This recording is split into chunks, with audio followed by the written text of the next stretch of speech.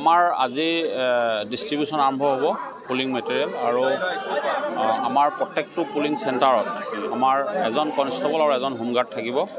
তাৰ বাহিৰেও আমি আমাৰ ক্ৰিটিকেল পুলিং ষ্টেচন আছে, চেনচিটিভ পুলিং ষ্টেচন আছে, এইবিলাকত আমি চেণ্ট্ৰেল আৰ্ম ফ'ৰ্চ যিখিনি আছে আমি ইতিমধ্যে 6 কোম্পানী মানুহ আমি ডেপ্লয় কৰিছোঁ।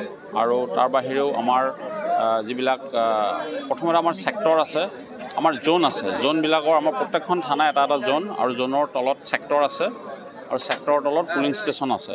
এতিয়া আমাৰ গোটেইবিলাক আমি নিৰাপত্তামূলক ব্যৱস্থা আমি লৈছোঁ আৰু ইয়াতে আমাৰ প্ৰত্যেকজন জোনেল ছেক্টৰ অফিচাৰৰ লগত জোনেল আৰু ছেক্টৰ ফ'ৰ্চ থাকিব আৰু তেখেতসকলে নিজৰ নিজৰ এৰিয়াত এতিয়াৰ পৰাই আজিৰ পৰাই পুলিং পাৰ্টি গৈ পোৱাৰ পাছৰ পৰাই তেখেতসকলে গোটেইবিলাক পুলিং চেণ্টাৰত নিৰাপত্তামূলক ব্যৱস্থাবিলাক চোৱা চিতা কৰাত আজি থাকিব।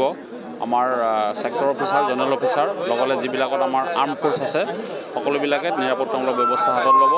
আৰু আমাৰ ইয়াতে আমাৰ যিহেতু ডিষ্ট্ৰিক্টৰ পুলিচৰ সংখ্যা কম, গতিকে আমি বেলেগ জিলাৰ পৰা মানুহ পাইছোঁ, আমাৰ আৰক্ষীৰ লোক, হোমগাৰ্ডৰ লোকসকলক পাইছোঁ। আমি তেখেতসকলক ইতিমধ্যে আমাৰ ইয়াতে যিখিনি যাৱতীয় কাৰ্য আছে সেইখিনি সম্পাদন কৰিছোঁ।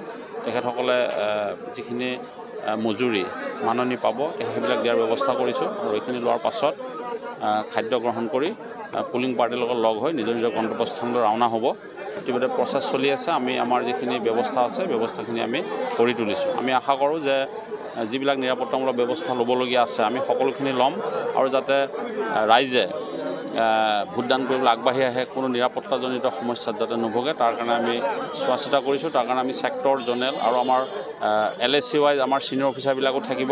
তেখেতসকলেও নিৰাপত্তামূলক ব্যৱস্থাবিলাকৰ বুজ ল'ব আৰু ৰাইজে যাতে শান্তিপূৰ্ণভাৱে আৰু কোনো বাধা নোহোৱাকৈ যাতে ভোট দিব পাৰে তাৰ কাৰণে আমাৰ আৰক্ষী লোকসকল সষ্টম হৈ আছে আৰু ব্যৱস্থা ল'ব।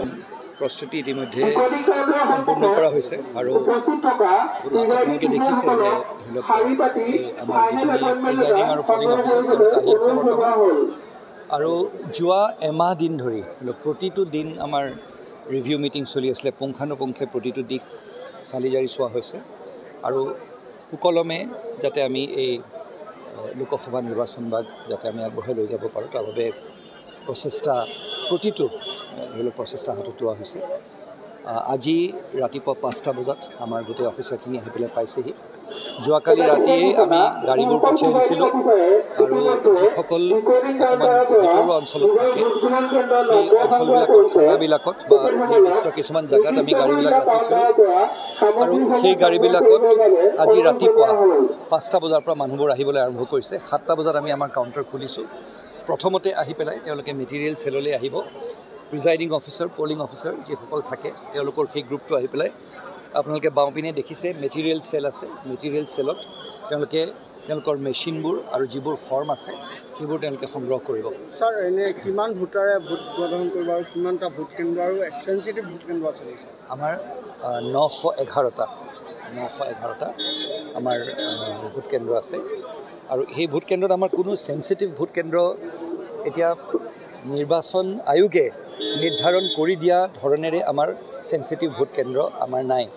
কিন্তু পুলিচৰ তৰফৰ পৰা কিছুমান এখন লিষ্ট বনোৱা হৈছে য'ত ধৰি লওক মৰিগাঁও আমাৰ যিখিনি আমাৰ মৰিগাঁওবাসীৰ ৰাইজ, আমি যদি আমাৰ নিৰ্বাচনৰ যদি আমি বুৰঞ্জী চাওঁ আমি দেখিছোঁ যাতে তাত আমাৰ এনেকুৱা ধৰণৰ ডাঙৰ ভাইলেঞ্চ কেতিয়াও হোৱা নাই।